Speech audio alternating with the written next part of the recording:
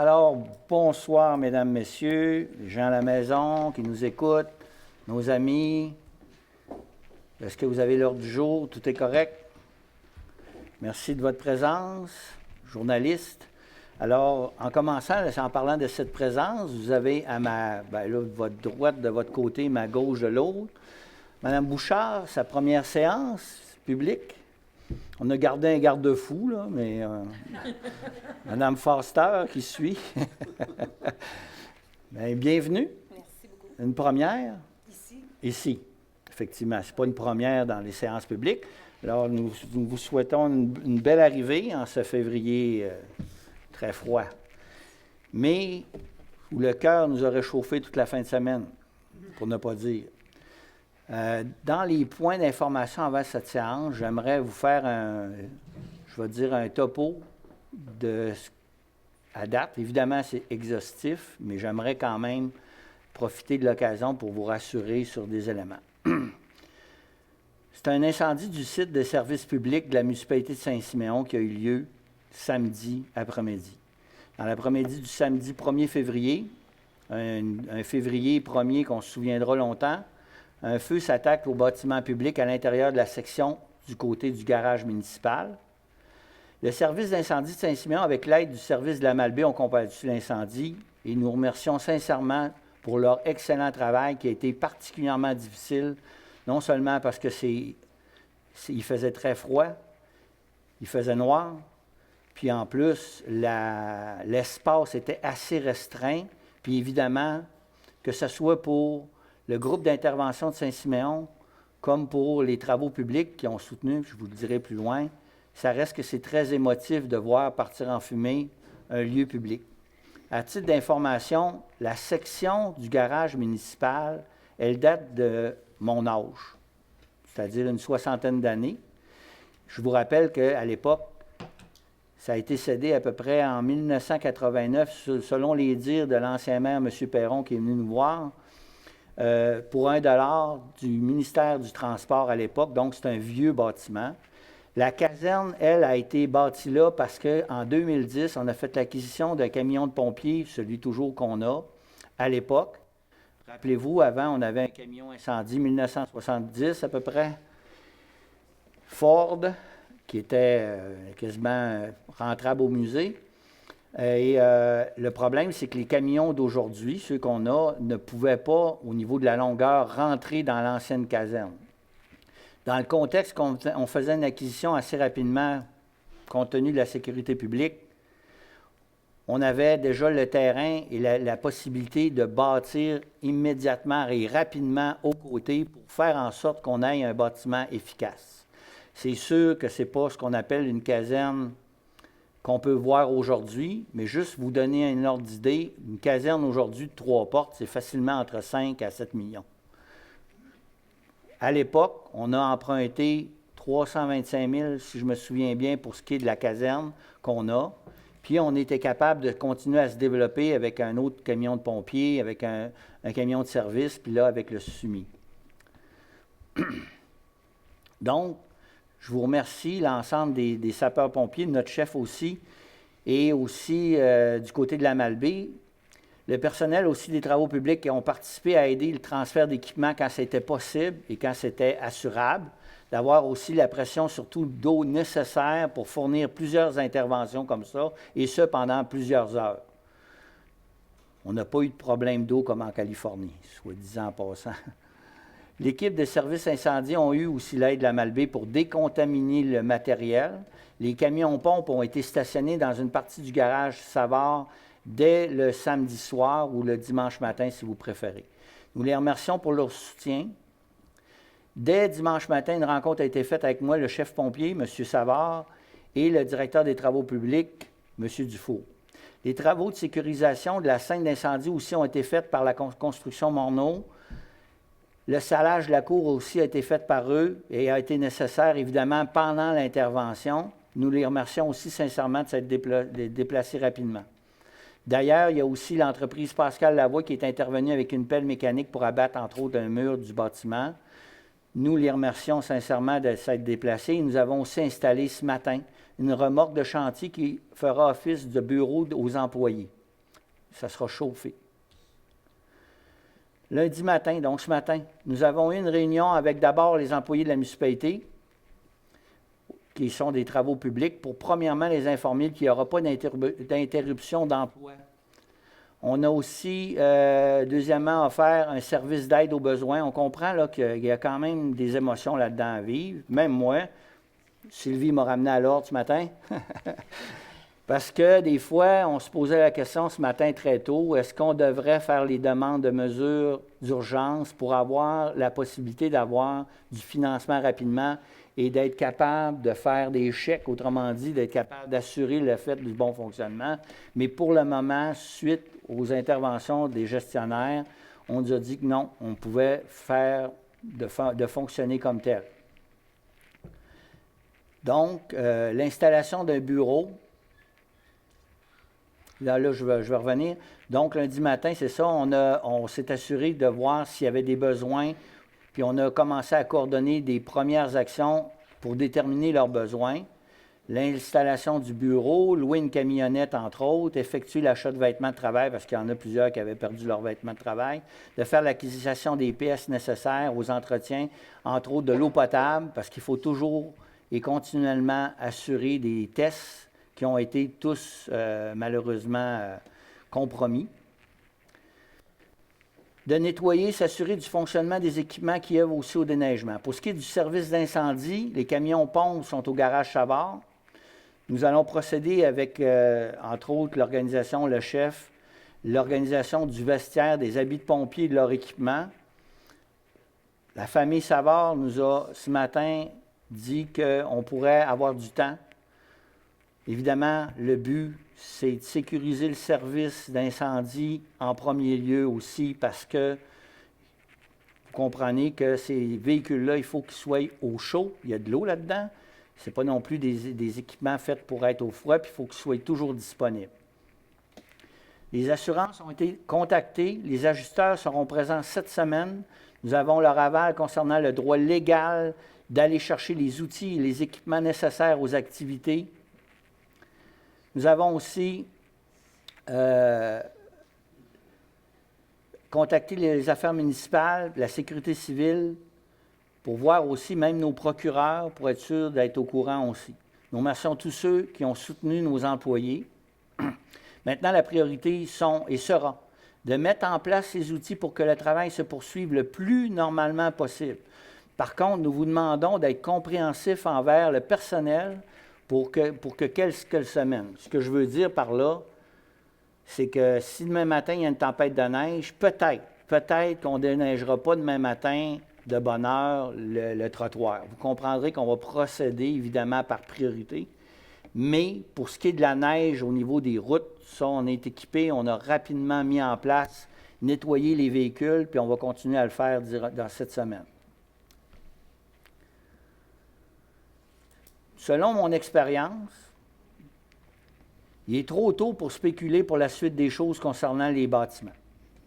Malgré le fait que nous sommes proactifs pour rapidement mettre en œuvre le projet de reconstruction, un tel projet comporte le long processus tel que analyse de l'assureur, recommandation, démolition, décontamination du site, établir les besoins, réaliser les plans, les devis, l'architecte, l'ingénieur, demande de subvention, financement, construction.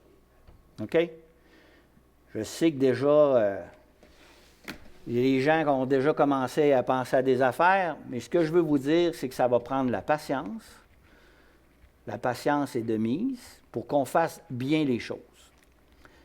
Ce que je veux essayer de vous dire aussi, c'est que des fois, quand il arrive des événements malheureux comme ça, c'est bien plate, mais il faut se comparer. En ce moment, il y a des places dans le monde où eux autres, ils ont des feux à tous les jours, puis ils se tuent du monde. Fait que moi, j'ai essayé de rassurer ça. Notre monde fonctionne.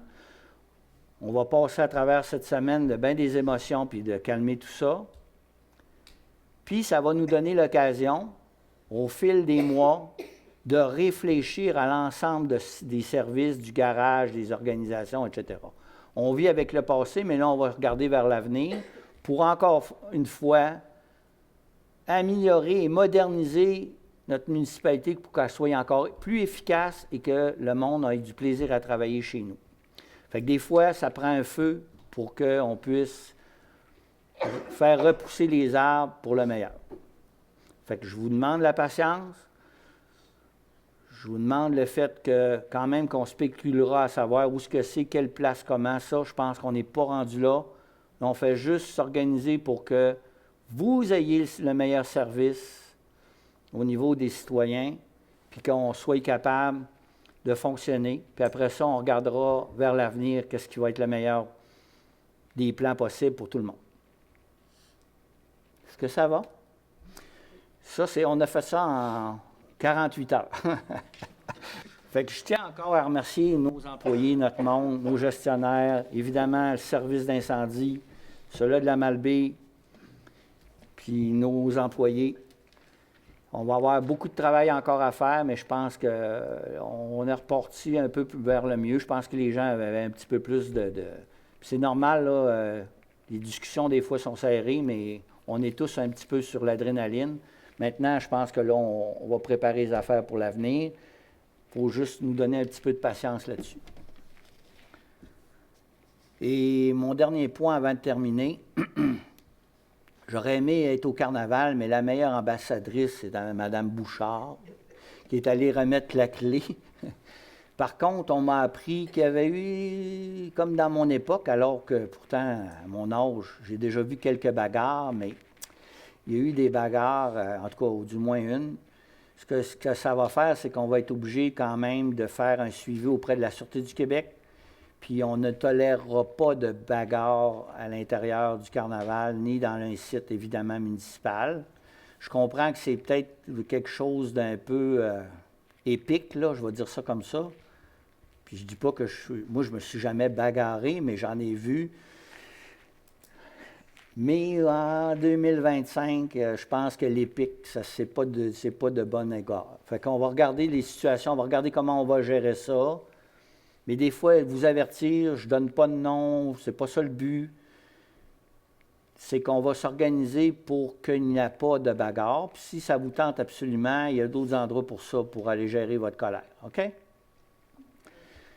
Maintenant, si on passe à notre séance ordinaire du 3 février 2025, on commencerait par un moment de réflexion. Moi, je pense que réfléchir à toutes nos équipes qui ont très bien travaillé, ce ne serait que penser à eux.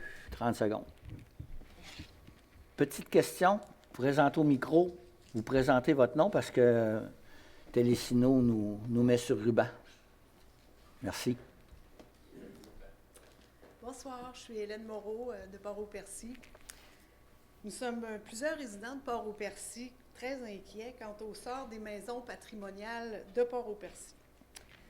Donc, une a obtenu le permis de démolition, puis l'autre qui se dégrade de plus en plus. Alors, il s'agit des maisons que vous connaissez probablement, la Maison Jaune, le 470, et la Maison des Mitchell, le 460. Alors ça, ce sont des maisons, c'est notre patrimoine bâti, c'est Port-au-Percy, ces maisons-là sont dans le décor, dans le paysage depuis très longtemps. Alors, ma question, c'est, est-ce que la municipalité de Saint-Siméon compte adopter un règlement ou a un règlement là, sur l'occupation et l'entretien des bâtiments patrimoniaux?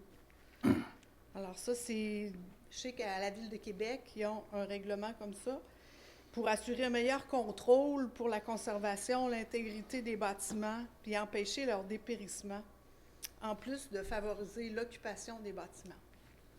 Alors, d'abord, pour ce qui est de Port-au-Percy, c'est une des seules places où on a un PIA, oui, mais pas l'ensemble. c'est ça. Bon. Deuxièmement, dans les bâtiments cités, parce qu'il y a une différence, le gouvernement du Québec, il y a 3 ou 4 ans, a mis une différence avec les bâtiments cités. Les bâtiments cités sont beaucoup plus complexes parce que c'est plus onéreux pour ce qui est du propriétaire, parce que quand on change un châssis, par exemple, il y a des implications par rapport à ça. Puis là, on fait directement affaire avec le ministère de la Culture et du Patrimoine du Québec. Là-dessus, par contre, en ce moment, la MRC est en train de faire un un répertoire des maisons, puis on est en train de regarder si on peut mettre, par exemple, un budget qui irait justement à des propriétaires qui veulent faire en sorte de réparer des propriétés. Dans n'importe quelle municipalité, nous, on a ce qu'on appelle évidemment le CCU, qui regarde des demandes, comme dans le cas de celle qui a finalement obtenu son truc. Puis il y a des considérations souvent privées, d'ordre privé, qui sont difficiles à gérer dans le sens que la municipalité, elle ne peut pas intervenir sur certains points juridiques si le propriétaire veut la défaire pour en construire un autre, ou etc. Il y a toutes sortes de règles là-dessus. C'est suivi en général, évidemment, par le CCU qui nous fait des recommandations. Je n'ai pas l'information globale du pourquoi ou du comment, mais on a eu une recommandation dans un cas. Pour ce qui est de l'autre qui se dégrade, le problème, si je me souviens bien, puis qui n'est pas de nature publique, c'est tout un problème d'héritage, je crois.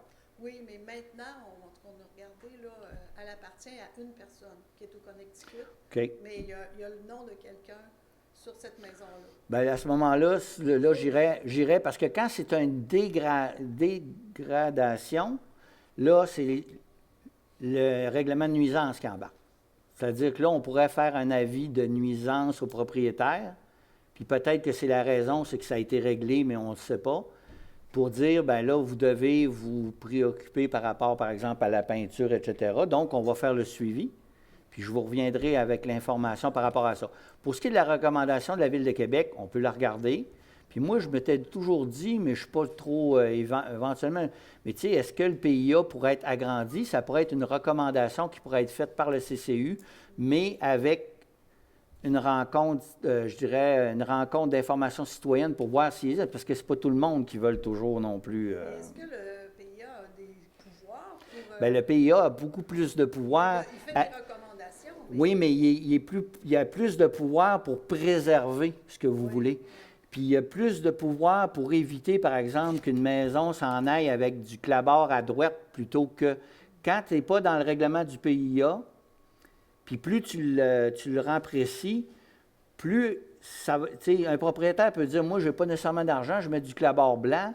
Si je ne suis pas dans un PIA, nous autres, en autant que ça rentre dans des recommandations, on n'a pas un mot à dire. Nous autres, c'est à la grandeur par rapport au terrain.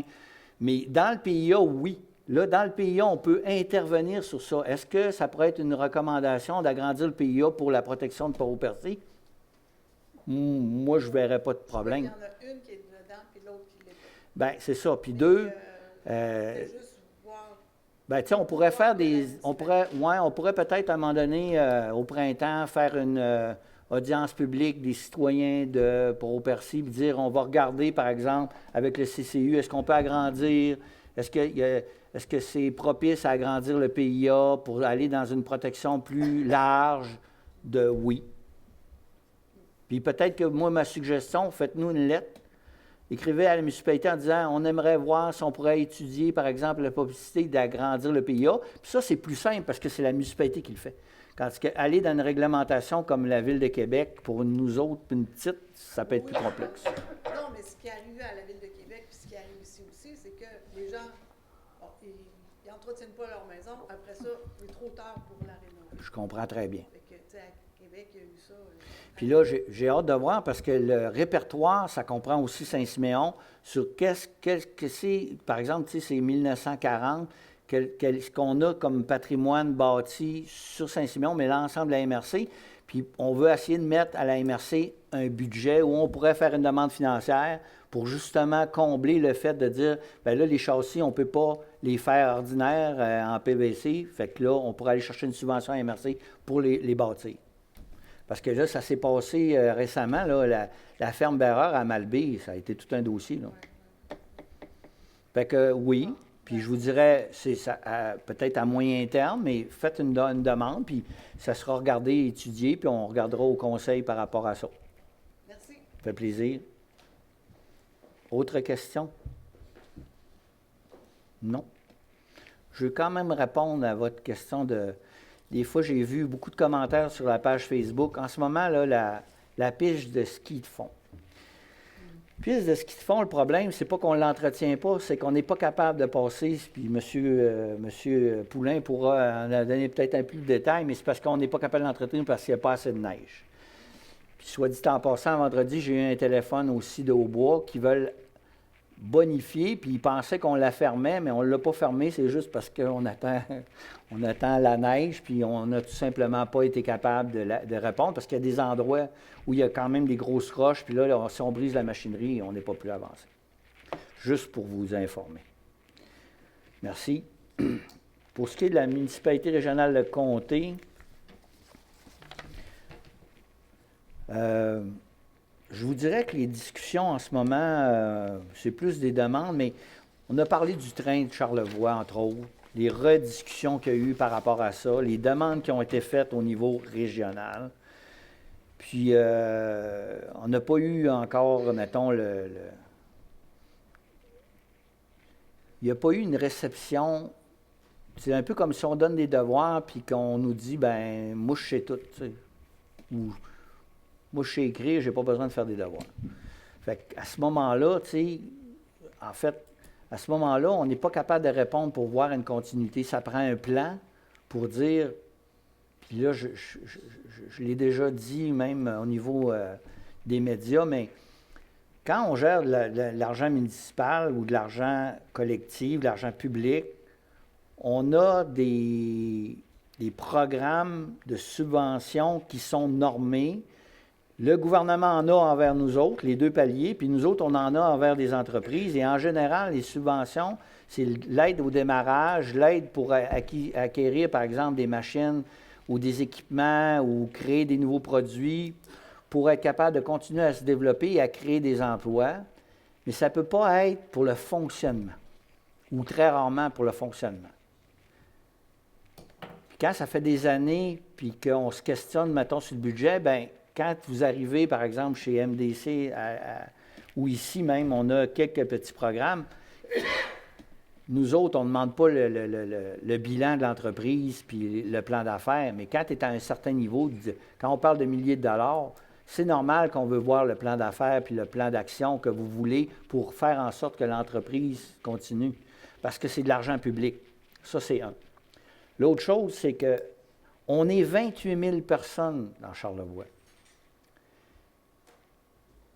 Puis un équipement ferroviaire, moi je pense que c'est aussi compliqué qu'une entreprise d'aviation. C'est-à-dire les normes que exige le Transport Canada par rapport aux voies ferrées est tellement exigeant qu'il coûte extrêmement cher pour une clientèle qui, même à 80 000 personnes par été, reste compliqué à rendre rentable. Puis il y a déjà eu des exemples, rappelez-vous du tortillard, moi je m'en souviens. Fait qu'on peut bien nous demander de l'argent, mais on a une limite. Comme vous, vous avez une limite de votre portefeuille. Moi, ça fait longtemps, depuis l'âge de 14 ans, que je veux une Porsche 911. Mais mon portefeuille, ici, il y a une limite dedans. Fait que, tu sais, c'est pas que nous autres, les élus, on ne voulait pas, on l'a fait selon la capacité qu'on pouvait, avec les règles qu'on avait, puis les règles, c'est que ce soit le train de Charlevoix, que ce soit Guy Laliberté, ou que ce soit Mme Bouchard comme coiffeuse, la règle est pareille. Tu ne peux pas, parce que tu es gros, que on va t'en donner plus parce que tu es gros. La règle est pareille. Fait que pour le moment, on ne sait pas ce qui en vient, mais je pense qu'on a mis clairement les limites au niveau des entreprises puis des élus. Oui, on peut aider, mais capacité, puis il faut que vous fassiez le même chemin de croix que tous les autres. C'est à peu près ça, parce que je n'ai pas d'idée là-dedans. Ça fait 4 jours que je n'ai pas dormi, fait que je ne vous en parlerai plus de la MRC pour le moment. J'ai comme une idée ailleurs. Bon, dans l'adoption de l'ordre du jour, en 1.4, j'aimerais qu'on rajoute 2.4, résolution Buy Canadian Act.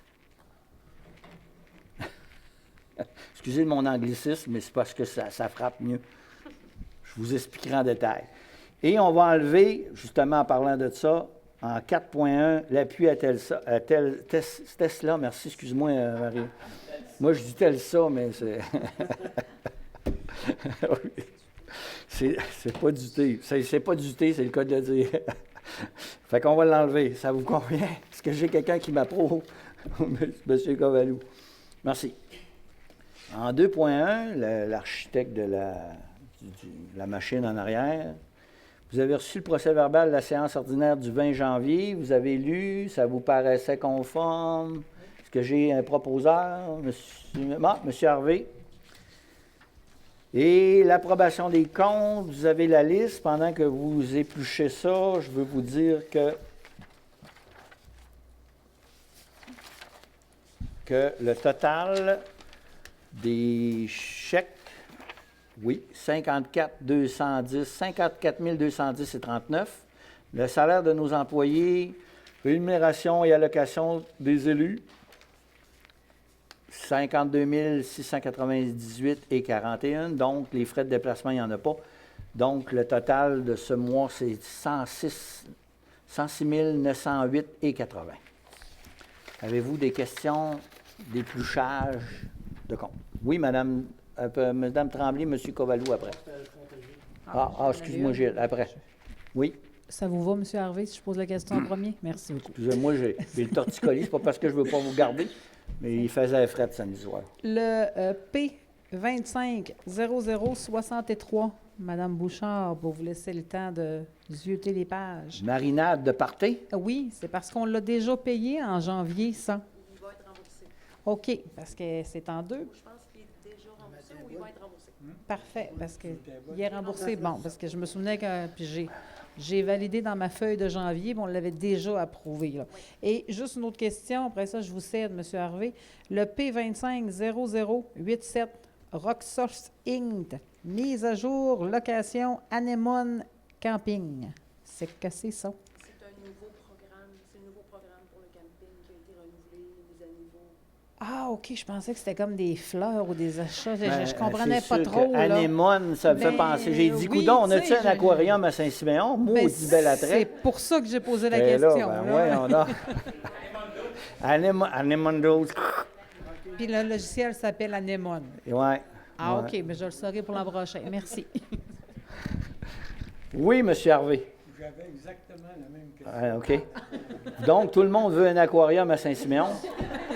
Au sujet des marinades. OK. Bien, d'ailleurs, je l'ai suggéré à Rivière-du-Loup. En perdant leur traversée, j'ai suggéré qu'ils mettent un aquarium sur la pointe. Ça serait beau, hein, en tout cas. Bref, est-ce qu'il y a d'autres questions? Non, ça me va.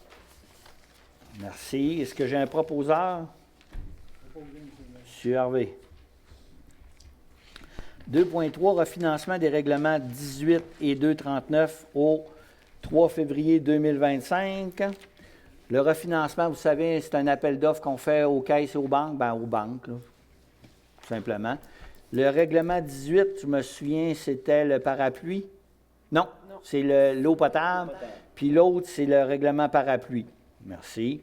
Donc, on a une surprise, et pas des moindres. Notre Caisse populaire de Charlevoix, ça fait longtemps qu'il y a, hein? Ça fait longtemps qu'elle n'a pas sorti, hein? Ouais. Le coût réel, 3,69000 %. Est-ce que ça peut la faire revenir à Saint-Siméon, celui-là? On a 3 soumissionnaires, la financière Banque nationale, la Banque royale du Canada.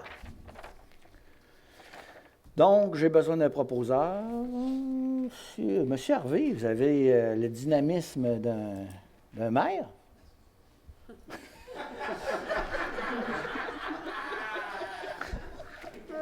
quoi ça? On se calme, on se calme. Bon, OK.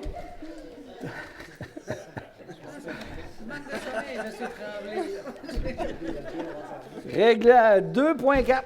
Le point 4, vous avez compris, même si Donald a décidé qu'on avait 30 jours de sursis, il reste que la Fédération québécoise des municipalités propose, avec justesse, au niveau municipal, qu'on fasse en sorte que les achats de biens et de services soit le plus possible axé sur la priorité québécoise et deuxièmement sur la priorité canadienne.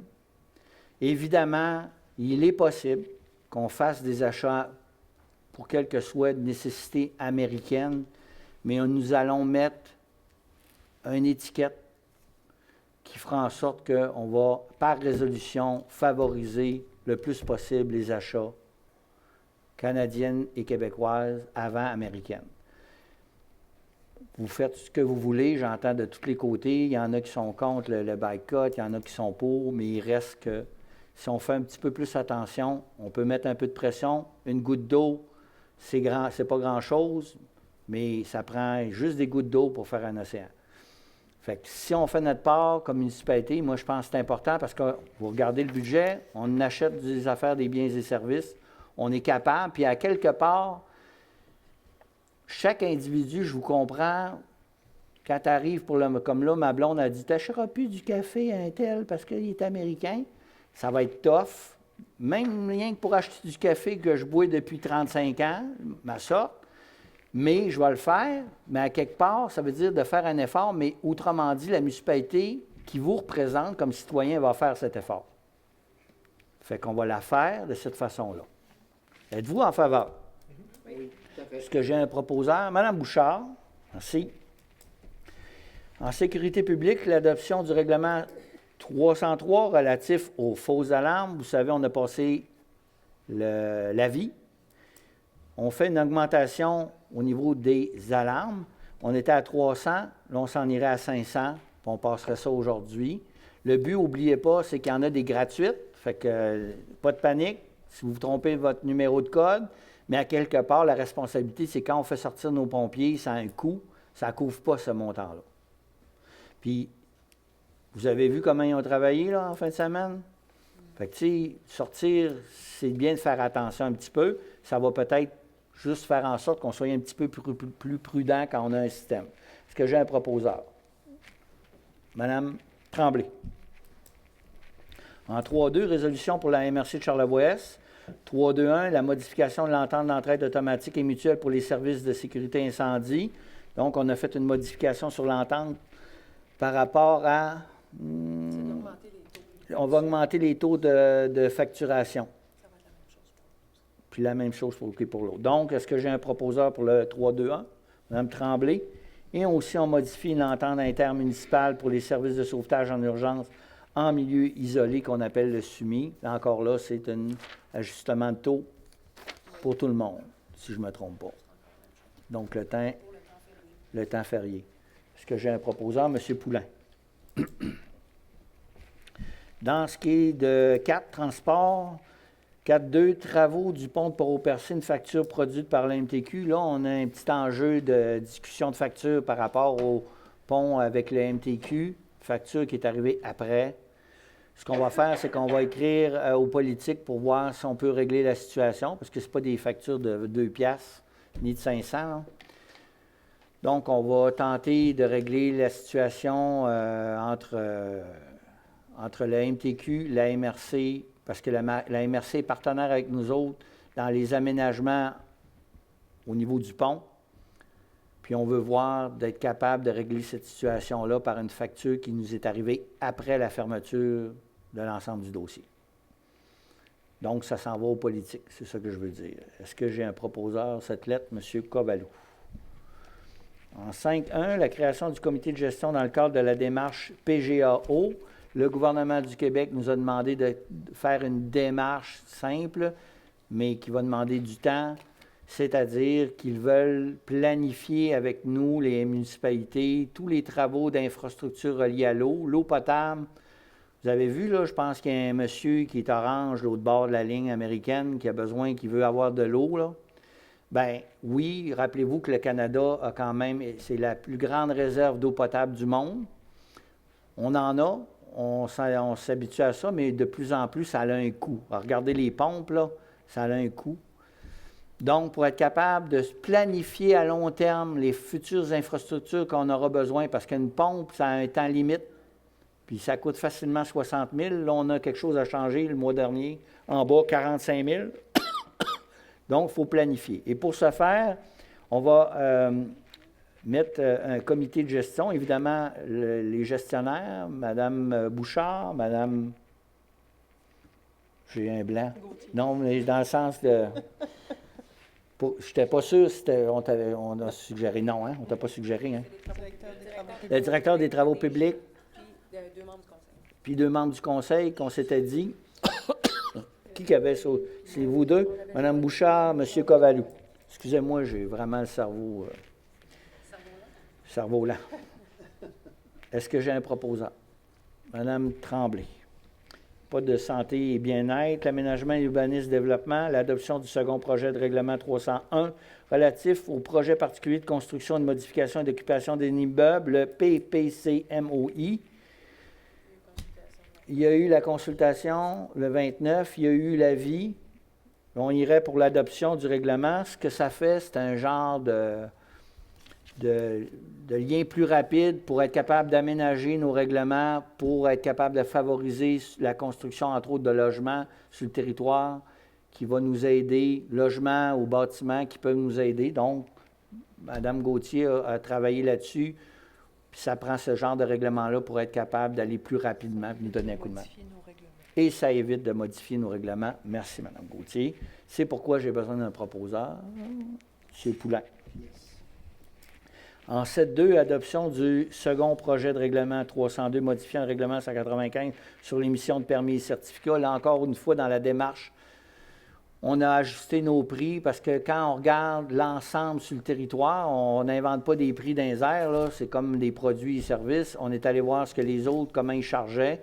Le coût des gestionnaires, quand ils arrêtent pour avoir un permis, on était vraiment pas cher. On ne veut pas être plus cher que les autres, mais on veut être ajusté au prix des autres. Donc, il y a eu certaines augmentations. Exemple, de 20, on passe à 50. Pour les logements, de 50, on passe à 100. Donc, on a une série d'ajustements par rapport aux certificats. Mais encore une fois, je vous le dis, on n'est pas d'un plus cher. On est juste dans le normal. Fait qu'on s'est rajusté par rapport à ça. Parce que quand vous demandez à nos gestionnaires de venir monter un permis, bien, il y a du temps pour ça, puis il faut y mettre le temps et votre écoute, mais c'est pour ça qu'on a ajusté les prix. Est-ce que j'ai un proposeur? M. Poulain. En 7.3, l'appel d'offres pour une réfection pour la toiture de l'Hôtel de Ville, effectivement, on attendait le prix. Quelque part là-dedans. Non? On a, oui, excusez. Des fois, je pensais qu'on était... C'est moi qui étais à l'appel. En fait, on avait fait les plans et devis par l'architecte pour connaître quelle sorte. Je vous rappelle, on a fait un choix puisque c'est l'Hôtel de Ville. On n'est pas allé dans le papier, mais on n'est pas allé dans l'extravagance non plus. Ça va être une toiture en tôle. Un nom avec un choix, là, mais là, on ira en appel d'offres. C'est pour ça que j'ai besoin d'une résolution pour aller en appel d'offres. Là, vu que c'est spécialisé, on va y aller sur invitation, c'est là que je m'en allais. On va faire une demande à nos entrepreneurs locaux, mais comme c'est spécialisé, on va aller aussi à quelques endroits qui font de la tôle spécialisée. Il y a une expertise là-dedans parce qu'on veut s'assurer qu'on est correct. Fait que oui, on invite certains de nos entrepreneurs locaux. Il y en a 4 locaux, puis il y aura 4 d'extérieur pour la toiture. Je vous dire que la toiture, en ce moment, en arrière, là, il y a un trou béant. Là. Des fois, je sens l'air me passer ses cheveux. Une chance, je n'ai pas les cheveux trop longs. Mais il y a eu des bris. Là. Il y a vraiment, la toiture est partie. Les bardeaux d'asphalte sont partis. Est-ce que j'ai un proposeur, M. Covalou? Dérogation mineure 2501, Mme Gauthier, en parlant du CCU.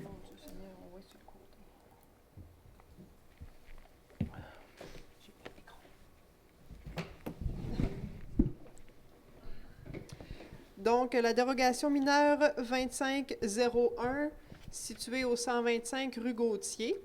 Donc, ici, on demande de réputer conforme la hauteur du panneau avant de 3,3 mètres, alors que la réglementation nous dit que la hauteur maximale est de 2,8 mètres. Pour vous situer, le panneau avant, c'est la porte du garage. Après ça, on a réputé conforme la hauteur du garage de 7,92 mètres, alors que la réglementation nous dit qu'il faut la porter à 7,01 mètres si le garage est implanté sur un terrain de plus de 3000 mètres carrés. Et la dernière demande,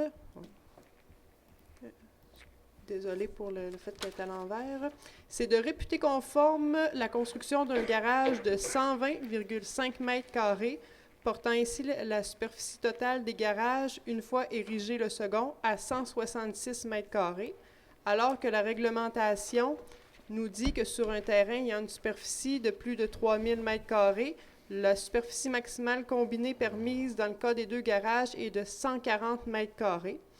Donc, le comité consultatif d'urbanisme vous recommande de refuser la demande de dérogation mineure. Est-ce que j'ai un proposeur? Mme Bouchard. En 7.5, un appui à Tourisme Charlevoix pour une demande financière du PABA.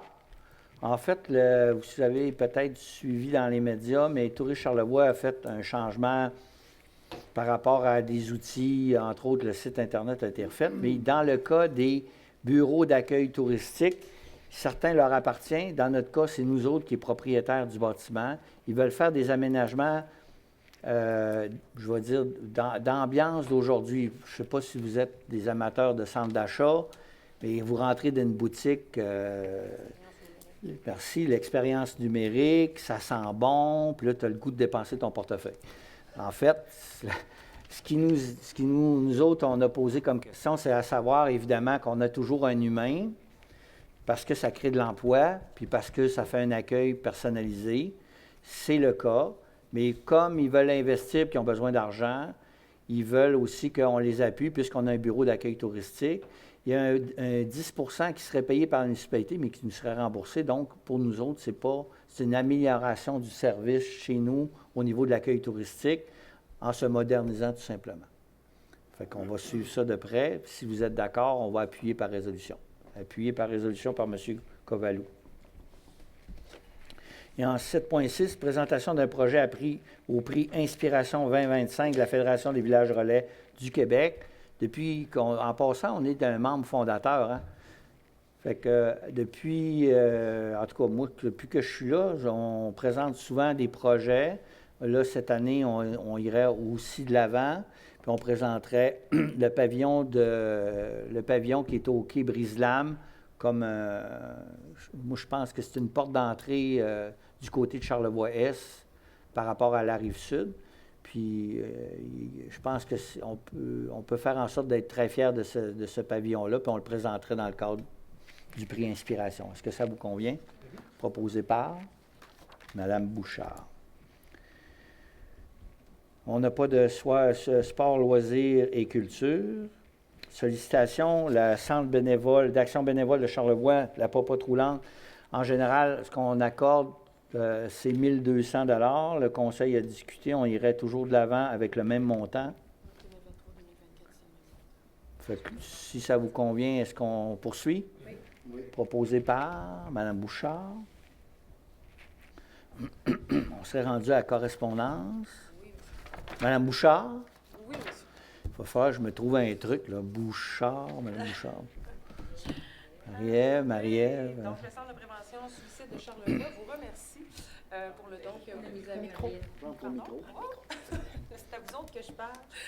Donc, un sincère remerciement, dans le fond, de la part de Prévention suicide Charlevoix pour les dons que vous avez faits. Donc, c'est la seule correspondance que j'ai. Merci. On serait rendu à un tour de table. Madame Tremblay. Un simple mot pour remercier tous les pompiers bénévoles là, qui ont participé samedi par ce grand froid. Quand j'ai passé sur les lieux, là, passé 20 heures, c'était des beaux blocs de glace. C'était vraiment impressionnant à voir. Là, fait que je me dis chapeau, messieurs et mesdames. Faut surtout pas oublier aussi là, qu'on a une jante féminine dans la brigade et vraiment chapeau parce que moi, après 10 minutes à être restée sur place, j'étais bien contente de retourner dans mon véhicule bien au chaud. Et merci à nos nos gestionnaires aussi. Là, je sais que ça a été une grosse fin de semaine pour gérer tout ça. Fait que, ben, chapeau à tout le monde. La première journée passée, puis à cette heure, ben, on continue. Merci. Monsieur Kovalou. J'aborde dans le même sens que ma collègue. Félicitations, bravo à tous les intervenants, le chef pompier et son équipe, l'équipe de la Malbaie, les travaux publics, mais aussi les citoyens là, qui ont prêté main forte en début là, d'incendie là, pour aider au bon fonctionnement. Donc, on a vu la solidarité du village, puis c'était beau à voir. Donc, félicitations à tout le monde.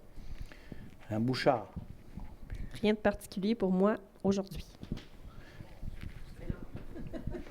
Oui, mais vous avez été une bonne ambassadrice. Vous auriez pu le dire là, avec la clé. J'ai trouvé. Moi, j'ai un peu besoin d'y aller. Monsieur Poulain. Oui, Monsieur le maire. Concernant ce que vous avez parlé tout à l'heure, qu'on devrait, même qu'on veut, être solidaires tous pour encourager les achats québécois et les achats canadiens plutôt que les achats venant des États-Unis, est-ce que vous me permettez, Monsieur le maire, de conter une petite histoire adorable à ce sujet? Il n'y a pas de problème, je vous écoute. Bon. C'était dans la forêt. Il y avait un incendie de forêt, un gros incendie. Donc, tous les habitants de la forêt, les orignaux, les chevreuils, les loups, les écureuils, tous reculaient devant l'incendie. Plus que l'incendie progressait, plus qu'il reculait, plus qu'il reculait. Mais il y avait un petit oiseau-mouche, un petit colibri, que lui continuait, il descendait au lac, il prenait une petite goutte d'eau, il s'en allait au-dessus du feu, il lâchait sa goutte d'eau. Il retournait au lac, cherchait une autre petite goutte d'eau, il arrivait au-dessus du feu. À un moment donné, le sage de la forêt, on sait tous que c'est le hibou, le grand-duc, qui est le sage de la forêt, lui a dit « Mais pauvre toi, tu fais ça pour rien, ça donnera jamais rien, ça. T'es trop petit, ça donnera jamais rien. Peut-être, mais au moins, je fais ma part. » Ce qui prouve qu'il n'y a pas de petits gestes. Des petits gestes peuvent faire de grandes choses. Bonne soirée à tout le monde et félicitations à tous ceux qui ont travaillé à l'incendie. Beau travail d'équipe et maintenant, c'est l'autre genre de travail qui va débuter. Oui. Monsieur Tremblay. Oui, comme mes collègues, j'aborde dans le même sujet pour féliciter nos pompiers. Un gros merci, beau travail. Et ne pas oublier, Joanie, j'étais sûr que tu allais parler du carnaval, mais tu me déçois un soir. À ne pas oublier ce samedi, encore une fois, une soirée du carnaval qui va être super le fun. On vous invite toute la gang. Et juste une petite parenthèse, je me souviens plus du nom de la madame. Votre nom, c'est quoi, oui? Madame Moreau, je voudrais vous féliciter la manière que vous nous avez abordés. Si tout le monde serait comme vous, là, ça serait un charme de faire de la politique. Je vous félicite. Merci. Oui, allez-y, monsieur. Monsieur le maire, je vais revenir sur votre entrée de réunion. Oui. Moi aussi, je veux remercier les pompiers, les travaux publics et tout. Je veux aussi dire qu'on s'est parlé cet après-midi. Les priorités ont été bien ciblées, donc vous avez tous mentionné. Juste un petit mot peut-être, on va dire les impatients pour ne pas mettre de gros mots. Dans le moment, votre sécurité est assurée, vos services sont assurés. Tout ce que M. le maire nous demande, c'est d'être patient. Puis l'avenir est devant nous, puis on va prendre le temps de bien évaluer toutes les propositions qui vont nous être offertes. Puis de cette façon-là, on va arriver à ce qu'il y a de mieux pour Saint-Simeon. Merci. Merci, M. Harvey. Sur ce, effectivement, vous êtes un exemple. Parce que des fois, on n'a pas toujours la même façon de procéder en question vers nous. Mais c'est l'heure des questions. Une deuxième partie, s'il y a des gens qui veulent nous poser des questions. Pas de questions? Sur ça, on répond toujours aux questions en passant. Il n'y a pas juste à l'Assemblée. Vous pouvez intervenir auprès des courriels d'information, etc., et aussi à l'Hôtel de Ville. J'aurais besoin d'un proposeur pour lever. Monsieur Kovalou, je vous remercie de la soirée. Je vous en souhaite une bonne et au mois prochain. Merci.